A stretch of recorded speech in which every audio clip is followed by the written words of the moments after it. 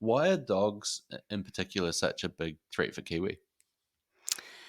So really it's a bit of a perfect storm of something that smells amazing. Like Kiwi, they have a really, like Anna, you would know this, they've got a really unique, musty, Oh, yes. strong, interesting, like it's not a bad smell, but it's a really interesting smell. And then you've got and they live on the ground. They live, in short burrows or just sometimes tucked into vegetation.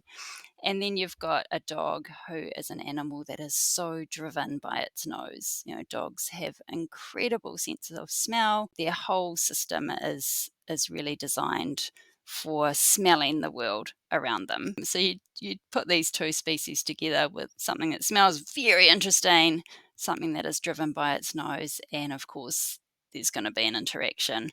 And then on top of that, you've got the kiwi being flightless, which means they don't have flight muscles. They also don't have a sternum or breastbone, and that makes their whole rib cage really, really vulnerable to being broken. So you can have a dog that is just really genuinely pretty curious, and it might want to get in there for it. Like a better look for a dog is kind of a better smell, right? So get right in there with its nose and either nudge the bird a bit hard or perhaps give the bird, the kiwi, a little bit of a mouth, which really is the equivalent of us sort of picking something up and looking at it. And that can be enough to splinter the ribs, damage the internal organs, and kill the bird, even in some cases without the skin being broken.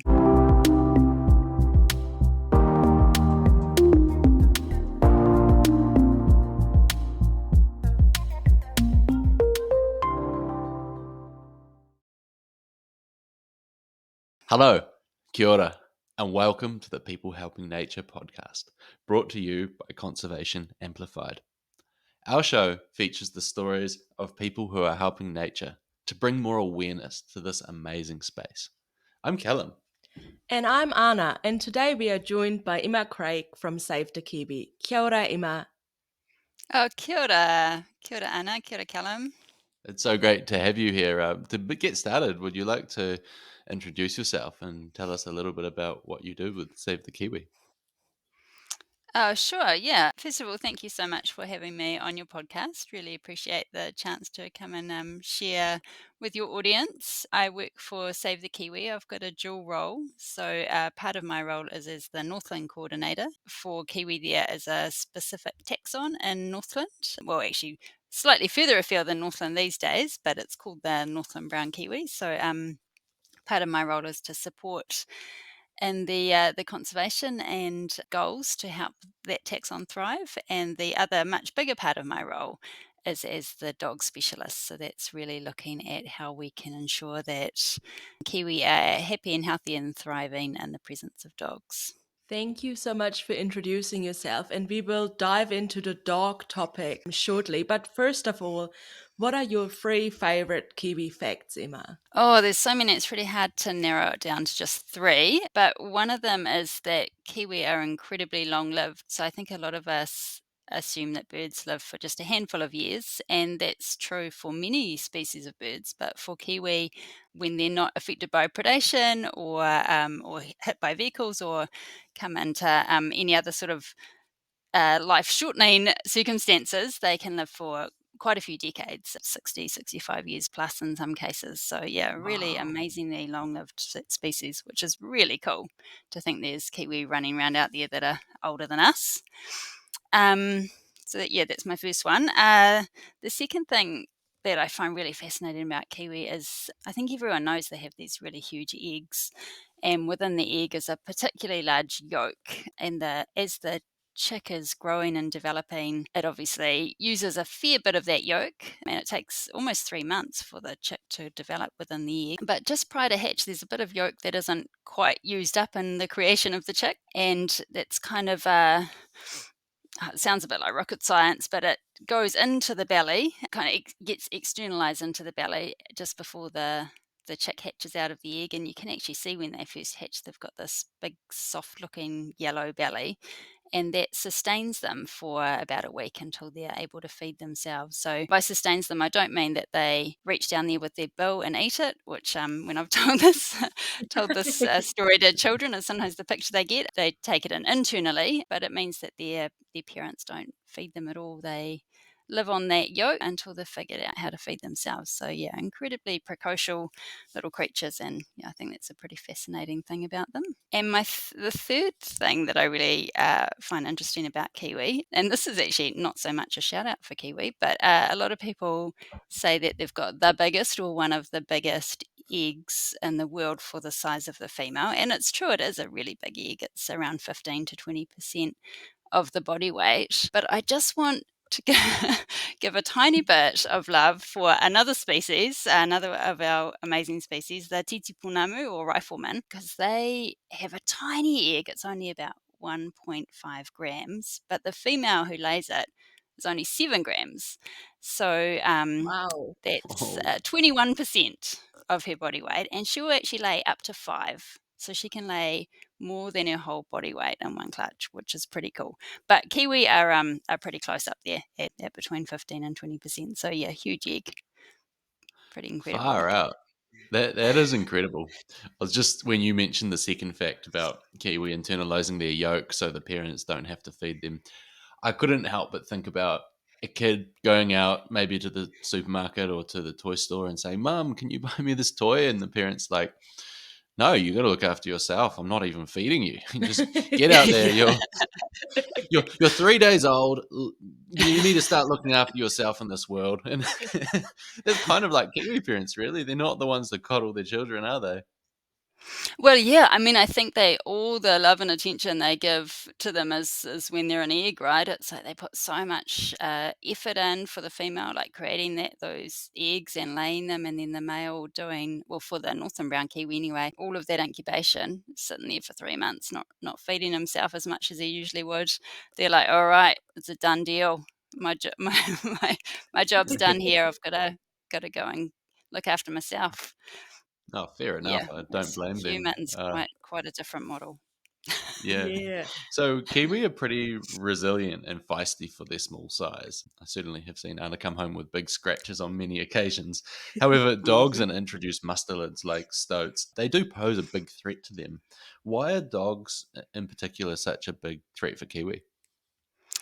Oh, so really it's a bit of a perfect storm of something that smells amazing. Like kiwi, they have a really, like Anna, you would know this, they've got a really unique, musty, Oh, yes. strong, interesting, like it's not a bad smell, but it's a really interesting smell. And then you've got and they live on the ground. They live, in short burrows or just sometimes tucked into vegetation. And then you've got a dog who is an animal that is so driven by its nose. Dogs have incredible senses of smell. Their whole system is really designed for smelling the world around them. So you put these two species together with something that smells very interesting, something that is driven by its nose, and of course there's going to be an interaction. And then on top of that, you've got the kiwi being flightless, which means that they don't have flight muscles. They also don't have a sternum or breastbone, and that makes their whole rib cage really, really vulnerable to being broken. So you can have a dog that is just really genuinely pretty curious, and it might want to get in there for it. Like a better look for a dog is kind of a better smell, right? So get right in there with its nose and either nudge the bird a bit hard or perhaps give the bird, the kiwi, a little bit of a mouth, which really is the equivalent of us sort of picking something up and looking at it. And that can be enough to splinter the ribs, damage the internal organs, and kill the bird, even in some cases without the skin being broken. Some dogs are obviously more aggressive and they're trying to hunt kiwi, and they will go in for a more aggressive approach, but some dogs really it's just curiosity. So that's the problem, is they're both just being themselves. They're doing what their biology is kind of dictating, but it's ending badly for kiwi. Yeah, and that is so true. Like you say, it doesn't even have to be a hunting interaction. It's just, even we as handlers, right? We're incredibly careful whenever we're handling kiwi because they have that fragile, rib cage. It's always by the legs, and try keep away from that area. And huge shout out to Save the Kiwi at this stage for being bold in addressing dogs in conservation. When you role, got expanded to include that, I guess the question is, what's the main purpose for that role, and what are the main goals that you're trying to achieve? Yeah, thanks for that. I guess it came about. So dogs have always been in the picture for Kiwi conservation, or certainly for the last few decades. Once we became aware that dogs were an issue, a significant issue for Kiwi, but there just hadn't really been within Save the Kiwi the ability to really put that lens over it, to really focus in on dogs. So just the way things kind of rolled within the organisation, there was the ability to create this role, and then to create a strategy, and then implement the strategy around dogs.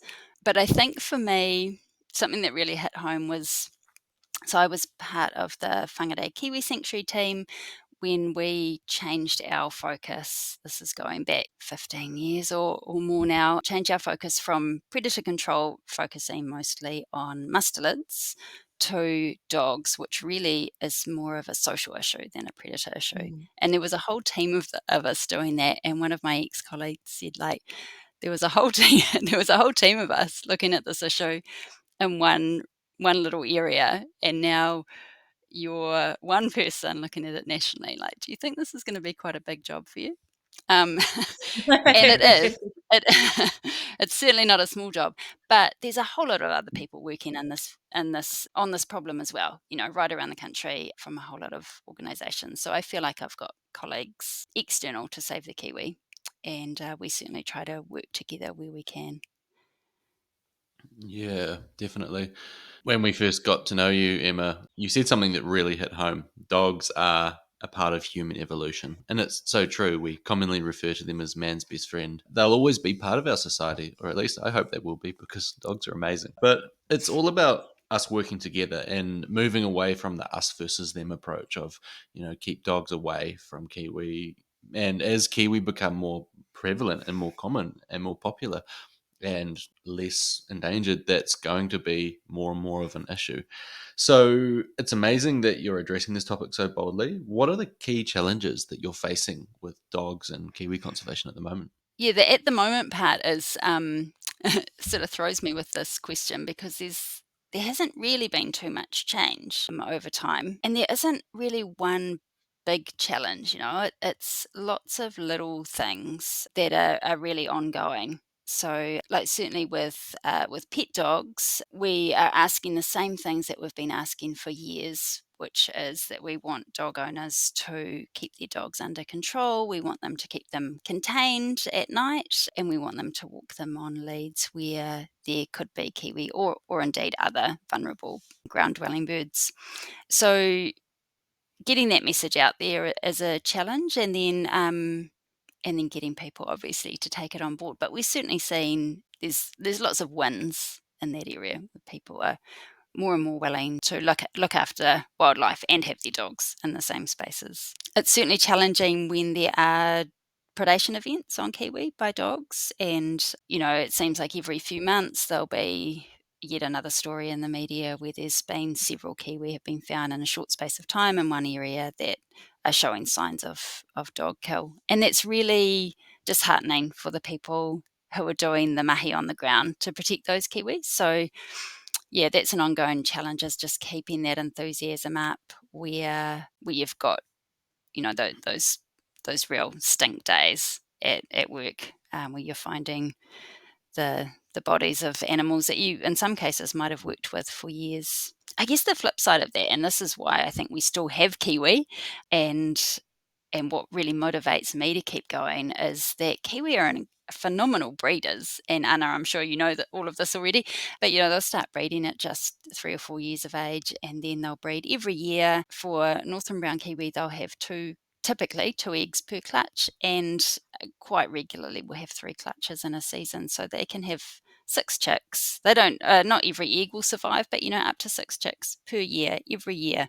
And as I mentioned before, they're a really long-lived species, so for decades. So the potential for kiwi to replace themselves is really high. So in areas where they are protected, the populations can flourish and can grow really quickly. The other key challenge, I think, and this is really a big unknown, is feral dogs. So I think it's only Mm. over the last few years that we've really started to understand that, yes, we all know we've got pet dogs and working dogs, and then some of those might go a bit rogue for a while and be considered wandering dogs or roaming dogs, but they're still kind of associated with people or with populations. But it seems that now we do really have a feral dog population, so dogs that are living separate to humans and breeding and raising their pups. And that we really don't know the damage that those dogs are doing. And we also don't have too many tools to deal with those dogs. So that's a big challenge. Wow. Feral dogs. I didn't. I mean, feral cats are a big issue, but I didn't realize feral dogs were an issue and a growing issue in this country. Yeah, so it's certainly something that the Department of Conservation has started to acknowledge and address. But yeah, like I said, it's sort of pretty fresh, and the number of tools to deal with dogs. There's stock walking tracks that have been closed at times, and there's certainly recommendations for trampers that they don't walk independently, that they walk in groups because of the threat of the dogs to them. So yeah, it's a real issue. Wow. Oh, that's fascinating. And I wasn't aware about that, to be honest, with you and our listeners. I just want to go back to the classic dog ownership. People go into areas that they shouldn't be with their pet dog. What are solutions that we are thinking of at the moment to bridge that very gap between dog owners and conservation needs across the country? Well, I like to think that there's not really much of a gap there because a lot of dog owners are conservationists as well, and a lot of conservationists are dog lovers, even if they're not dog owners. Yeah, I think it's just understanding what behaviours dog owners need to take on board to ensure that their dogs can be happy and healthy and thrive, while also allowing wildlife to be happy and healthy and thrive. So part of having a happy, healthy dog is making sure that dog is safe from threats. So if your dog is with you, you know where it is, it's under control, then it's not going to come across unknown threats like, say, a roaming dog might. Like a roaming dog that's out there in the world on its own could get hit by a car, it could find some toxin and ingest it.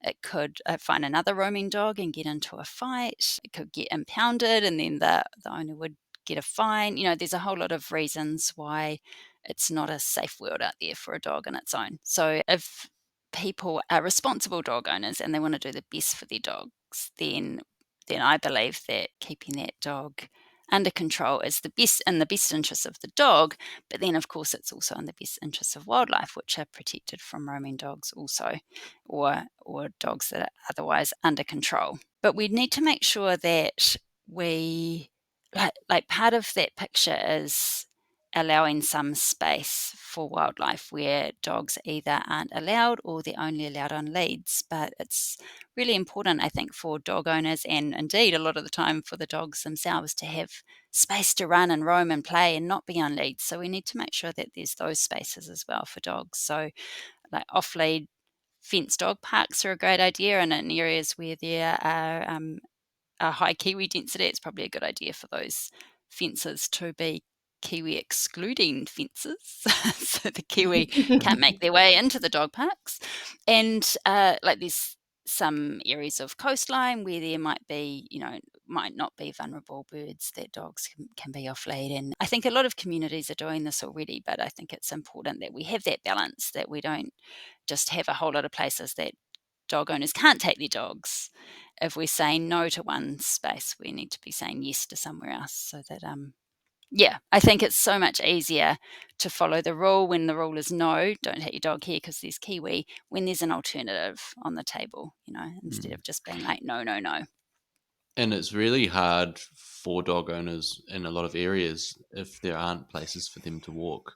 I know a number of friends where ask them to come for walks in the forest, and they say, well, we can't just leave our dog at home all day, and we have the choice of going to a park or maybe to a school's field, or maybe a certain patch of the beach, and that's it for them. And so apart from walking around neighborhoods where the dogs quite often are, especially if they're a bigger dog, they're getting into fights or at least getting threatened by dogs, it's not that conducive for dog ownership.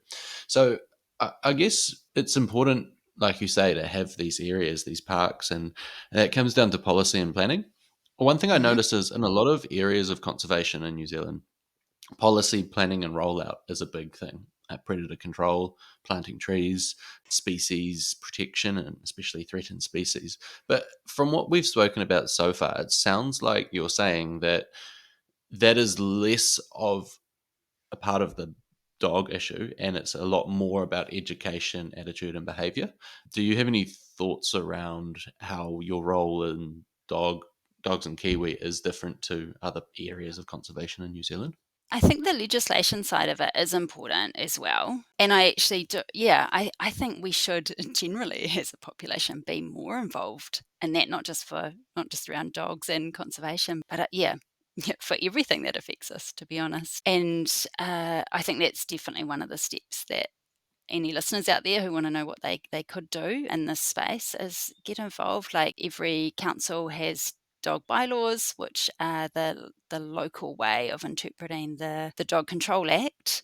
And those are reviewed at least every 10 years, sometimes every 5 years, depending on the council. And it's worth looking into those and making sure that they're fit for purpose, that they cover what the broader community want in terms of the dogs and indeed wildlife. And yeah, it's anyone can make a submission. You can make written submissions, you can make verbal submissions. I think that's a really good thing to get involved with. But yes, in terms of the day-to-day, what we're really asking people to do is just clip your dog on a lead, contain it at night. Don't let it don't let it roam. Yeah, it's all pretty straightforward. Mm. And then if you do see a roaming dog, whether you're a dog owner or not, reporting that to the council. So it'll be each territorial authority will have a different phone number to report that dog to. So knowing what that number is or how to access it and reporting it for that dog's immediate safety and for the safety of the wider environment, which includes people and wildlife. Yeah, I'd advocate for that as well. Yeah, to me, it's all about balance, eh? And you just spoken to that of like, I love the idea of having dog parks that have the fence to keep Kiwi out. Like, how cool is that? We always talk about it the other way around. Like, we're so familiar as conservationists with the fence sanctuary to protect our species. But hey, yes, let's turn it upside down and give our beloved dogs the same kind of joy of having that safe space to roam. And you can just, to me, it's also not having to worry as the dog owner if you are in a hot spot. Like, how cool is that? That really, yeah, I love that. I'm gonna keep on mulling that over and maybe suggest that to a few policymakers because it's awesome. But also Yeah. speaking of, yeah, yeah, it's such a Can cool I just add thought. can I add one thing in here before we move on? Of course. Cool, thank you. There are also private dog parks, or they may have different names, but private places where people can take their dogs, and they're often set up for reactive dogs, so dogs that might not enjoy interacting with people or dogs that they don't know. And they're each one's different. They're set up in different ways, but it's often there's a little koha to pay to get in and use that space, and sometimes you can book it ahead so you know that for that hour or whatever it's just going to be you and your dog there, and you're not going to have any unexpected interactions. So check out to see if there's any of those in your area too, and if there's not, perhaps that's something that you could look at having someone set up, or perhaps you could set up if you've got the land yourself. No, that is cool. And it's just catering to more needs, right? And to more dog types. And speaking of that and balance, there's also an amazing program offered through Save the Kiwi, which is the Kiwi avoidance training. Can you introduce that program? What's the philosophy and is it suitable for all dog types? Like, why are we having this program? Yeah, this is a big part of my role, Kiwi avoidance training. So I'm really happy to talk about that on this podcast. So it's been around since the mid 90s, actually, so quite a long time. It was developed in the Coromandel after a spate of Kiwi were killed by dogs, or a spate of dog attacks on Kiwi.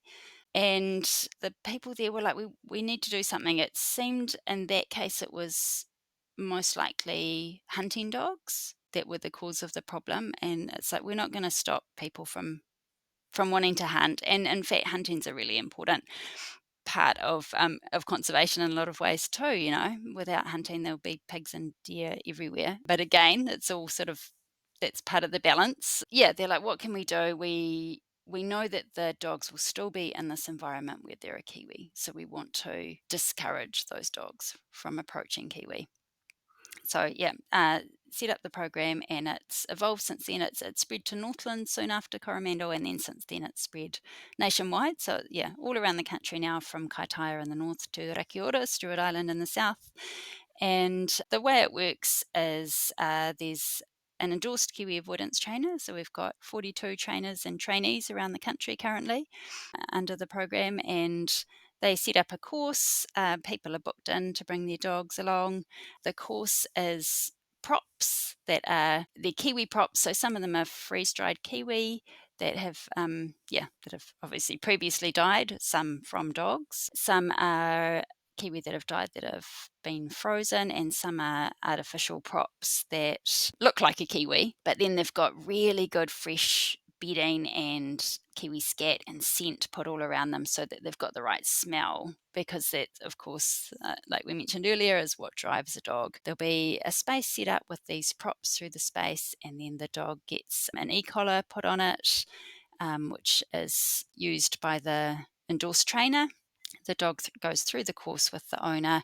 If they show interest, like if they start to interact with the prop, and all of our trainers are really well keyed into knowing when the dogs are getting that nose full of scent and when it's kind of hitting the brain, and making sure that if they do need a correction through the e-collar, that the timing of that is being on, because that's crucial. So yeah, for most dogs, they come along, they go through the course, they have one correction, which is pretty mild. We want to give the dogs a fright, certainly, but we don't want to hurt them. That's not the intention. And then they typically avoid the other props pretty hard out. And then they'll come back 6 months later, and again, often they just avoid the props. They're like, oh, no, I don't like that smell. I don't want to go near it. And we hear a lot from hunters who have had their dogs in the environment, and the dogs have changed their behavior. They've gone right around like a little bit of, a particular tree, or they've come right into heel at a certain point, and the hunter's like, there's a Kiwi right here. Right, we'll move on. So they can, yeah, it's sort of like a Kiwi detection dog, but in opposite. Um, yeah, for dogs with jobs, for hunting dogs and farming dogs. So these are dogs that have this concept. They're like, okay, I'm allowed to chase pigs, I'm not allowed to chase hares, or I'm allowed to round up the sheep, but if I, chase a possum, I'm going to get in trouble. So they've got this concept of like, this is a yes and this is a no, and they come along to Kiwi avoidance training, and they get Kiwi added to the no list for them. And yeah, it's certainly no guarantee. There have been dogs that have gone through the program that have gone on to kill Kiwi, sadly. But for the vast majority of dogs, it helps as part of that bigger picture of what we ask dog owners to do to protect Kiwi. Pet dogs, it's a little different, because typically they don't have that concept of like, this is a yes and this is a no. So it's a much bigger ask for them to get the same benefit out of the training. And also for pet dog owners, they usually will have other tools that are more effective and more readily available. So if you live in an area where you don't have Kiwi right where you live, and you don't let your dog roam, you keep it contained at night, you walk it on a lead anywhere that there may be Kiwi, then you don't need to do the training. It's not, those other tools are working for you. But so we do have some pet dogs that will come through, and that might be that they live in an area where Kiwi come right into their backyard, sort of thing. And again, it's not going to be The only tool that the owners will need to use, it needs to be like a backup secondary tool, but those primary tools of keeping the dog contained, walking on a lead, not letting it roam, those are really the tools that will make the difference. That's interesting because, yes, it's so important for farm dogs, for working dogs, dogs that have jobs. And you're right, for pet dogs, there are better tools and with that relationship between the owner and the dog. However, Kiwi are starting to come back to our cities. Wellington's a great example of that. So is Whangarei. Hmm. And having Kiwis so close to these human hotspots rather than deep in the Ngāhere is a challenge, and it's creating new challenges. So, how can we adapt to welcoming Kiwi into our communities and keep them as safe from dogs as possible? You mentioned about having Kiwi exclusion fences for dog parks. Uh, would that mean that, aside from that, would that mean maybe in these areas, Kiwi avoidance training for pet dogs will become more important in cities, or are there other tools that are worth highlighting? Yeah, thanks for that question, Callum. I just want to just clarify one thing, that we're welcoming Kiwi back to these areas. So these are areas that they've always Yeah, been. true. So I think there's a it's easy to think that they're coming somewhere new, but it's not new for Kiwi. They've just been missing for a while. So yeah, we should be celebrating that they're back in their home grounds again. And yeah, I think as they are getting into more and more areas, and certainly the work for Western brown kiwi that's happening right across Taranaki and down to Pōneke, Wellington, and it's phenomenal, the mahi that's going on there, and kiwi getting back to places that, like I said, they've been missing for a long time. In terms of kiwi avoidance training, then it's an appropriate tool in some of those situations, but it certainly shouldn't be the cover all. For one thing, we don't have the resource for that. Like we can't train every dog in Pōneke. Um, our trainers need to sleep sometimes. But yeah, it's simply not the most appropriate tool.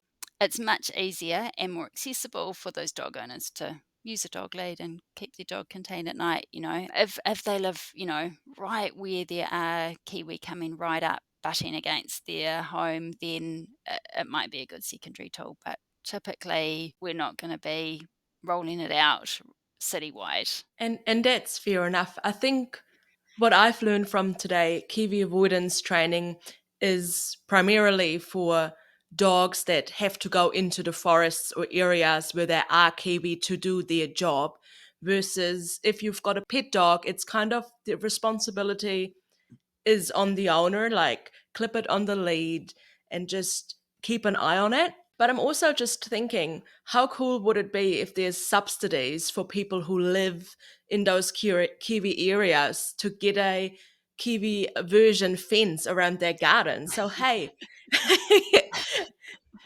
yes, the kiwi might be on the other end of your fence, and your dog can still be in your backyard having fun. Kids and dogs playing together, and kiwi being safe on the other side. So there's some food for thought. Yeah, and I've seen that. I know of a number of people who have created like huge, big kiwi-proof dog runs. This is in Northland because they want their dogs to be able to run around, and they want the kiwi to be safe. But yeah, there's a bit of cost involved there. But yeah, if what's the value of having kiwi call right outside your home? That's pretty cool. So to have your happy pooch and to be able to be woken up in the middle of the night by a kiwi screeching out the window, win-win. I reckon. I totally agree. And I think there's just many tools that we have to explore to expanding our toolkit that we have to create that balance. And I always showcase Whangarei as a case study when people are skeptical because they think of Kiwi and humans being a new coexistence, which it really isn't. We're just returning them to their former range, really. What can people learn? What can other communities learn from Whangarei, where that coexistence has been, it's quite established. It's been there for many years. What are our takeaways from that? So the Whangarei Heads area was part of the original Whangarei Kiwi Sanctuary. It was a little satellite satellite site there, and we were, this is when I was part of that team and worked for Department of Conservation, and we were monitoring kiwi in the reserve. And yeah, unfortunately, we had a terrible spate of dog kills there, including, I remember, gravid female. So gravid means the female has the egg on board, killed right on the track. And there were, some really sad stories that came out of it. And again, some of these were kiwi that we'd been monitoring for years. But it did seem to help galvanize the community. They were like, oh, actually, this is not what we want. This is not okay. We as a collective are letting this happen. So, what are we going to do about it? I mean, the community there has absolutely taken this challenge with both hands and run with it, and have just done phenomenal things. They've grown their kiwi population now from just a handful of birds to over 1,000. Wow. Yeah, and spread like the area that the kiwi are covering now is just, there's kiwi in areas that you just wouldn't have anticipated going back 10, 15, 20 years ago. So yeah, it's really cool. It's definitely a big success story, that one. But I think for other communities who are just getting kiwi back now, they don't need to relive those same mistakes. They don't need to have the big wake up calls of having multiple dead kiwi found on tracks that have been killed by dogs. They can be a step ahead and prevent that happening. So I guess that's, although it's really sad that places like the Whangarei Heads had to go through that process, hopefully that means that other communities won't need to, which would be positive. Yeah. And I think it's important to consider, like, there's always going to be a bad dog owner that just doesn't care. But the vast majority of people that have dogs have so much love for them. I mean, the amount of time and care and also money they spend and invest into their best friend is huge. And most dog owners will go out of their way. If that's Kiwi avoidance training, if that's education, if that's learning, they will. And that awareness and also community buy-in is so important. But it's not like dog owners are the enemy of Kiwi. That's, if anyone is even remotely considering that, that's not the case, as far as I understand. And please correct me if I'm wrong there. But No, you've got it bang on. Yeah. okay, great. We're all on not the same not side. enemies. Not Yeah. enemies. Yep. Okay. Okay. Great. So we've had awesome growth in the Kiwi population in areas where active conservation has happened, and I'd like to think that this can continue. Right now, when we're recording, I'm wearing a shirt with Kiwi calling from Mongatotiri, and they've just had so much success with their Kiwi that they've had to remove heaps of them from the mountain. Translocate. Sorry, translocate them from the mountain. And I'd like to see this further afield. We may be walking or moving into a future where we have Kiwi all over the place in abundance. That would be great. And that does raise the question, where do dogs fit into that? So what does success look like in 10 years and in 50 years for Kiwi conservation when it comes to dogs?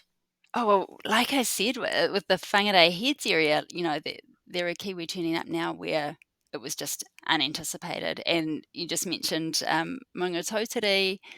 I mean, that project, 222 kiwi were translocated off the Maunga this year. And next year, there will be even more. So that's like, when we started doing this, we'd do translocations of 5 or 6 kiwi, so to be doing in the hundreds now is just phenomenal. And I think it means I can't really predict 50 years from now, but I'll take a stab. Get the crystal I'll ball take out. a stab at 10 years. I think as conservationists, we're going to need to be asking the question of, like, okay, we're moving kiwi from A to B, but we need to make sure we've got C, D, and E lined up as well, because the populations are going to thrive and boom. And then we need to know where's next after that, because they're just, they're little breeding machines.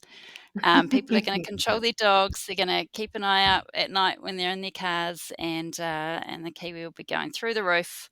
So we need to make sure we've got plenty of places, plenty of habitat for them to live. But the great thing about kiwi is they're so adaptable, and anywhere there's insects and a little bit of cover on the ground, they're happy. So they don't need to be in pristine forest, although I'd love to see more pristine forest for a whole lot of other species. Yeah, kiwi are sort of generalist when it comes to what sort of habitat they're happy to be in. So Plantation forest, all good. Gorse, all good. Pampas, all good. Blackberry, anything prickly or sharp, it seems. But yeah, Not so good if you're the and handler. yeah, exactly. Yeah, so they'll live anywhere that they can really. So let's create the space for them to be able to do just that. I love that answer. I just had goosebumps when you said, "Oh, imagine having Kiwi in more spaces." Please, if please, Kiwi, don't go into the gorse and the blackberry when you're about to have your health check, though, because it's not cool. Been there, done that, and I'm sure you're the same, Emma. And yeah, Oh yeah. love, yeah. um, I had the pleasure of living on a Kiwi crash island for 3 and a bit years when my children were quite small, and they would get woken up regularly by Kiwi at night. And in the morning they'd be like, "Oh, I could barely sleep last night. There were too many Kiwi calling." And I want that to be a little story that more parents hear from their kids in the morning. That would be amazing. And it is definitely within reach with everything that's happening in Kiwi conservation at the moment. So we had an amazing time chatting. I've learned a lot today. To sum up what we talked about, what are practical tips for how people can help nature? Like, what can dog owners do and what can communities do to make that future happen? Okay, well, I'll be probably repeating myself pretty hard out here. Um, the That's listeners okay. might be able to say this before me, but for dog owners, yeah, really keeping dogs under control, keeping them contained at night, walked on leads anywhere that there are kiwi or other vulnerable birds. And then if you've got a hunting dog, then I'd add to that kiwi avoidance training as a great option with an endorsed trainer. Hunting during the day so that you're not interacting with kiwi when they're out and about at night, and Mm. keeping your pack size small, making sure that you bring all your dogs home with you is really important. So that's sort of what individual dog owners can do. And then for communities, getting involved in the legislative process. It's so exciting. But yeah, contributing to your local dog bylaws when they come up. Maybe if it's time to vote for your councillors, figuring out where they stand on this side of things. It's a way that we can make a tangible difference. And then if there's any roaming dogs around, reporting them to the local territorial authority to keep that dog and the wider public and wildlife safe. Awesome. Thank you, Emma, for summarizing these powerful messages, what we can do to really create that balance. Now, coming to you, what does conservation mean to you, Emma? Well, conservation means balance to me, really. It's what you've just said. Yeah. So, like conservation's dynamic. It's always changing. I don't think we're ever going to get to a point where we're like, okay, this is it. This is what we were trying to get back to or trying to get forward to. Let's stop now. It's dynamic. It's always changing, but it's ensuring that the balance is there so that all species have the ability to adapt and change. It's a changing world. Things are getting warmer all of a sudden. So giving ourselves and all the other species that inhabit this beautiful land the ability to adapt and change as well. That's really interesting because everyone has a different conception of what conservation means. It's so fascinating to hear your view of it. It just builds a wider picture of what conservation really means. To wrap it up as a final question, how can people get involved, support your work, learn more about Save the Kiwi and what you're doing? So if you go to the Save the Kiwi website, there's lots of ways there that you can get involved in it. Yeah, lots of information there about what we do. You might want to sign up for the Save the Kiwi newsletter. And within your immediate community, if you're not already doing it, then getting involved in a local community group, maybe getting out there doing some trapping, perhaps doing some Kiwi call count monitoring, like Helen was just mentioning at Maungatautari, keeping an eye out on all the neighbourhood dogs, make sure they're doing the right thing. But yeah, whatever is whatever suits your time and your enthusiasm and your abilities, there'll be some way that you can help nature. There's research that if we're out there in nature, it's really good for us, but if we're out there in nature doing things to help nature, that it's even better again. So do yourself a favour, do the planet a favour, just get out there on the ground and do what you can to help. Kia ora. I That's love an it. amazing message. So be more people helping nature. That's great. Emma, it Yeah. has been so fascinating chatting with you today, having a kōrero, learning about dogs in Kiwi. I've certainly come away with some great learnings. So thank you again for joining us. And really appreciate having you here. I've loved it. Thanks so much for chatting with me, and thanks to the listeners for tuning in. And hopefully everyone will go home and walk their dog on a lead. Thank you. Kia ora, Emma.